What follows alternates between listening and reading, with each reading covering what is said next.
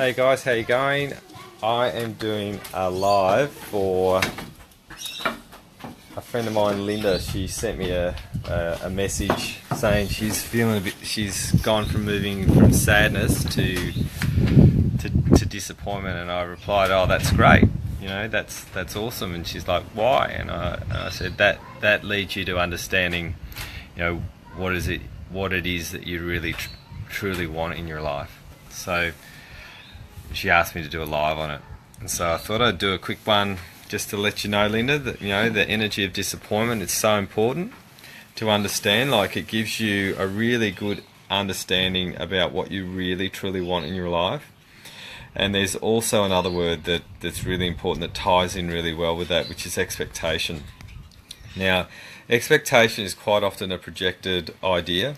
So we're expecting others to provide something for us a lot of the time, or we've got high expectations of ourselves. And if we run that high expectation, if we don't meet the mark, we're always going to lead to a feeling of disappointment that we haven't gotten there. And this often comes from people who are potentially, you know, perfectionists. So if you're one of those, which I know you are, Linda, you've got this, you know, we can have this issue of, you know, we have this huge expectation that we're looking for in life, and we don't meet it, then we end up disappointed. You know, disappointment helps us strive to where we really want to go. So we've got to look at it in a way that's going to actually help us.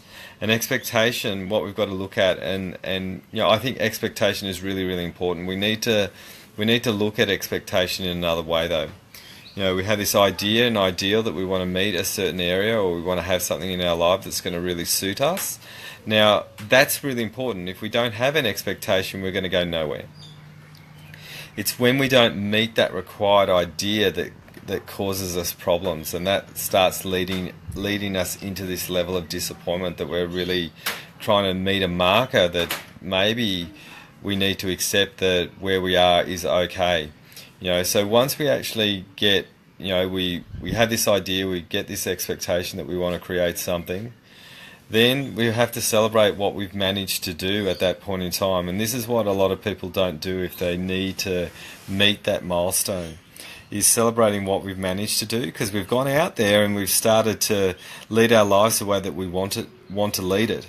You know, not everything's going to go our way, and that's really, really important to think about, is that through our perceived failures, we have this word disappointment sets itself in, and it's really not about that. We're giving life a go.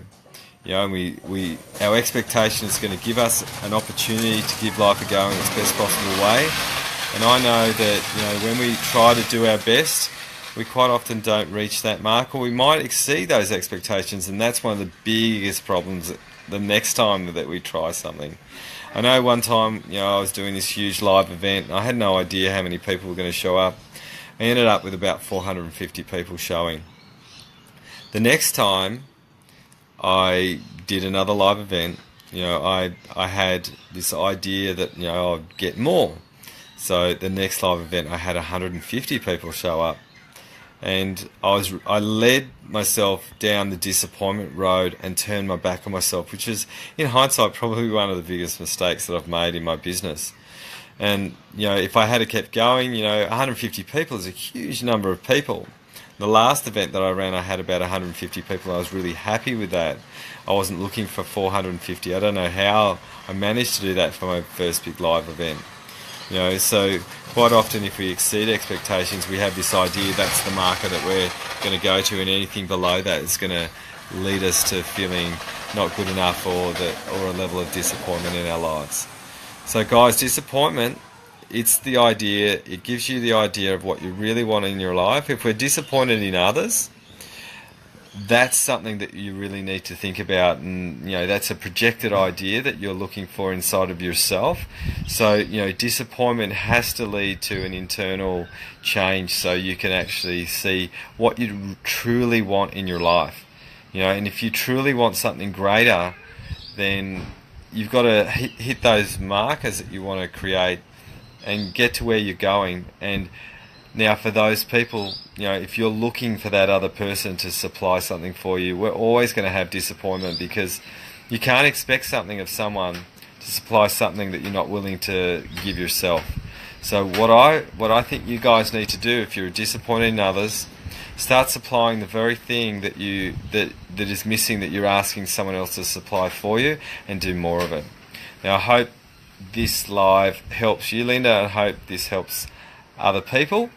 If it does, share it on your wall if it makes sense. Hope you have a fantastic day. I'm having this wonderful afternoon in this beautiful place down the coast where we hang out.